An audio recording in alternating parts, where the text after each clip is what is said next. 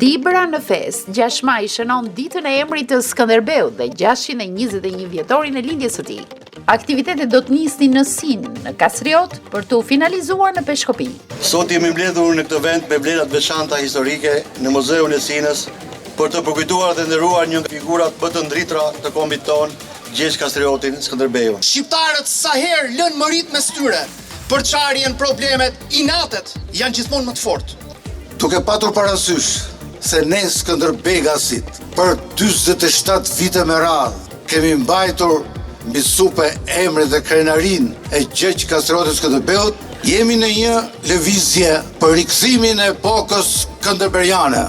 Një udhëtim i ndërmarrë nga shoqata ushtarake Skënderbej nga Tirana për në Dibër do të pasqyrohet përmes detajeve ku përveç qëllimi patriotik, ai do të vërë në dukje dhe bukuritë e rrugës së Arbrit apo dhe bashkisë Dibër, e cila pori për të rihet sidomos në aspekt të turizmit.